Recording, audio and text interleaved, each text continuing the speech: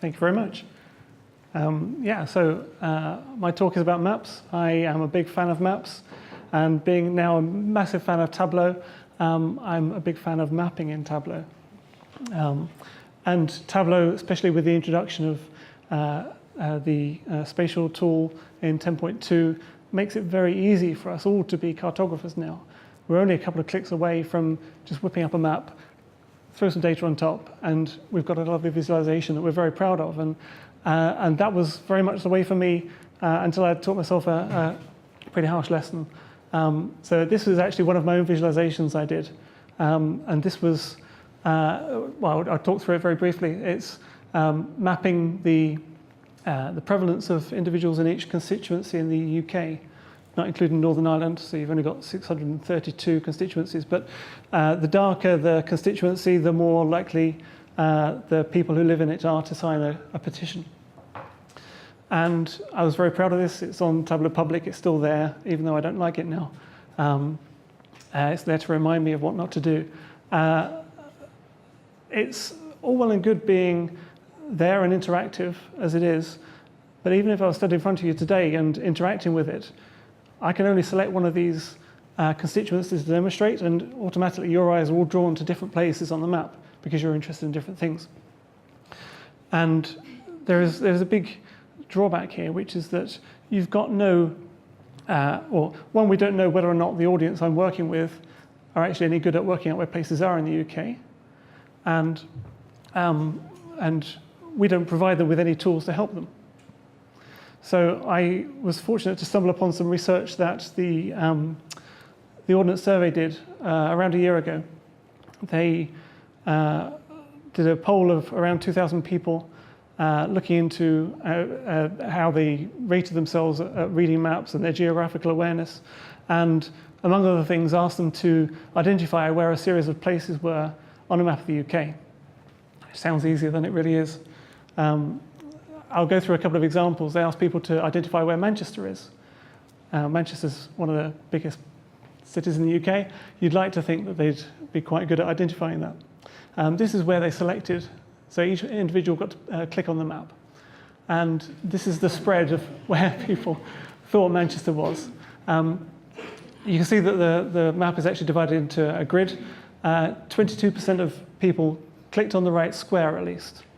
If we're to be generous and extend that to a 3x3 square, only less than 2/3 of them still picked that 3x3 quadrant around here, which is not great. And automatically we're thinking, if this is what my audience think Manchester is, or where they think Manchester is, then I need to adjust my expectations a little. So let's try another one, slightly further down the list perhaps in terms of recognition.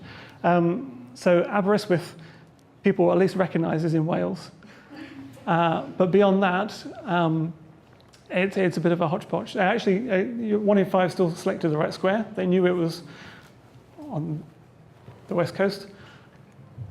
And among the statistics the Ordnance Survey pulled out, they were able to draw that those who are over 55 were much better at identifying where places are than those who are under 55. Those who are located in the region that the city is based in are more likely to find out or to identify where it is, which makes a lot of sense in many respects. But if I'm working with an audience who is typically of working age of 55 or younger, and who are from disparate parts of the UK or from not even in the UK, then providing a map that doesn't have any signposting for them is a bit of a problem, because a small sort of disparity in where they're identifying a place is can have big consequences. So I drew on some examples of where this hurdle was overcome. And my mascot for maps is Ian McCaskill, the weather forecaster. This is how the BBC would present the weather map maybe 15, 20 years ago. And you can see how a very small mistake can lead you to think that you're going to be in very different conditions to the ones you're expecting. This is the map that they demonstrate today.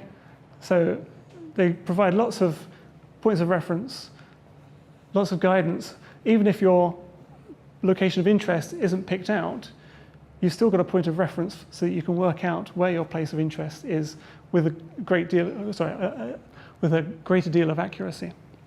Another example I picked out only from a few weeks ago was put together by the Wall Street Journal. Now this is southern half of the UK, or slightly more. There are only 4 points of reference here, but automatically it's a lot easier to identify where somewhere is. And you've got a lot greater opportunity of identifying that you've got an urban area here. Now, if Birmingham wasn't picked out, you might want to ask a question and have to do some investigation to identify that that's Birmingham. So I wanted to pass on how I think we can use this sort of tip within Tableau to our advantage, and more importantly, to the advantage of our audience. So this is the standard default map that ships now with the region or regional dashboard in Tableau now. So it's a standard map. I haven't touched it at all. And this is identifying a series of hospitals. Within 3 clicks, I can put those place names onto the map. I click on Map at the top, Map Layers, scroll down, and tick place names. It's not selected by default by Tableau. But if we introduce them, your audience has a lot greater chance of finding a place they're interested in than they did before. And those of us who think we are excellent at finding our way around maps have lost nothing. By reaffirming where places are, we're not taken away from this visualization. So thank you very much. I've extended this talk slightly on a blog I've written at pointsofviz.com. And all the resources and the statistics provided by the Ordnance Survey are all linked and embedded within that blog post. Thank you very much.